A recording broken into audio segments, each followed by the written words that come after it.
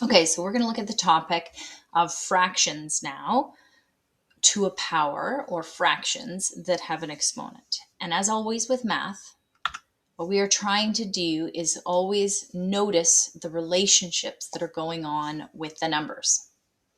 Okay, so let's look at an example. If you have 2 to the 5th as your base, all to the power of 3, well, we know then that we can write that as 2 to the 5th times 2 to the 5th times 2 to the 5th. So we take that base and we repeat it 3 times. Then we're going to just take a couple seconds here and see what we notice. So we notice that on the numerator, or the top number, we have 2 times 2 times 2. Well, that is just a number with a base of 2 that we could write to the power 3 because there are 3 of them.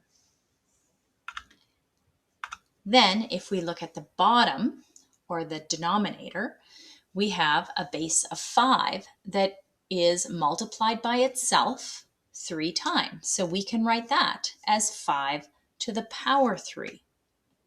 Okay, and this is going to be true of every fraction. When we take it and multiply that fraction by itself, then it's always going to have a repeated number on top and a repeated number on the bottom that is the same as the power. So we can write this as 2 to the 3rd over 5 to the 3rd.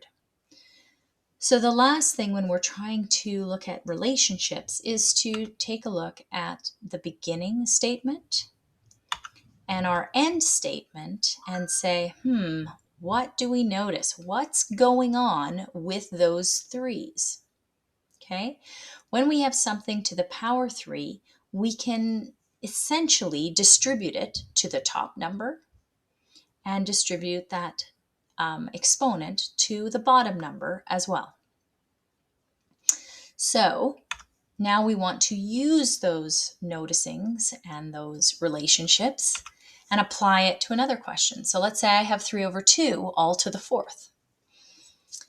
Okay, well, I know I can greatly simplify my process by, instead of writing 3 halves times 3 halves times 3 halves times 3 halves, I can just pay attention to the relationship that I noticed, pay attention to that 4, okay, and I can go ahead and distribute it to the top number, the numerator, and the denominator. Okay, and then I can go ahead and evaluate it.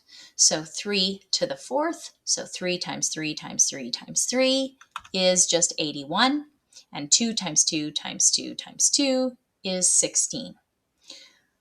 So that simplifies my process and defines another law of exponents. All right, bye for now.